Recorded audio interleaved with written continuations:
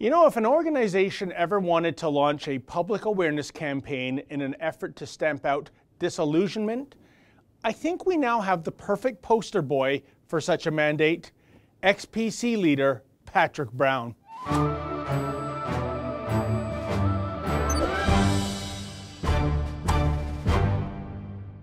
So first Patrick Brown was vying to be premier, then he was out, and then he jumped back into the race to become PC leader again, and then he was out.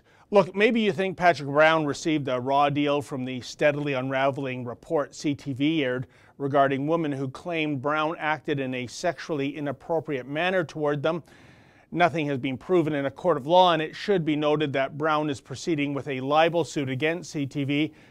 And maybe, extracurricular shenanigans aside, you are or were a loyal Patrick Brown supporter and thought that the People's Guarantee platform was the most important political document penned since the Magna Carta.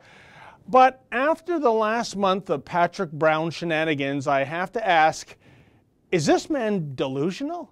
It's baffling. How could Patrick not know that tossing his hat in the ring to be party leader again would only infuriate so many people in the PC party who claimed his very presence would be nothing more than a giant distraction?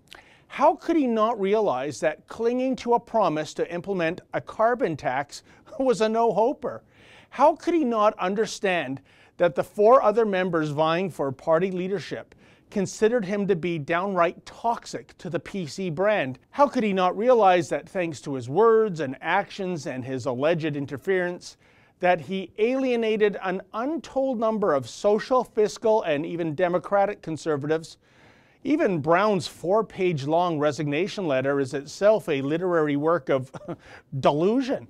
For example, while the liberal light Brown emphasizes a moderate and fiscally conservative approach, he seems so disingenuous when he references Tanya Granick-Allen. While Patrick Brown talks a mean game about the PC party being a so-called big tent for everyone, he says he disagrees fundamentally with Tanya, but that she should nevertheless be welcome in a broad-based PC party family. Forgive me if I take that statement with a shovelful of salt, given the disrespectful way Brown has treated social conservatives these past 2 years. Also, we would be remiss if we did not consider the timeline in terms of Brown's resignation. After all, just a day before his latest stunning announcement, it was revealed that the ethics commissioner confirmed that Patrick Brown would be investigated. This investigation was triggered by a complaint made by PC MPP Randy Hillier. Hillier questioned how Brown could afford the mortgage on his $2.3 million house and alleged that Brown violated the rules for MPPs by failing to declare all sources of income. And then there's the smoldering dumpster fire that is the Hamilton West Ancaster Dundas riding. Also, just prior to his resignation, the Toronto Star reported that Brown allegedly directed his top party officials to, quote, "get me the result I want," end quote.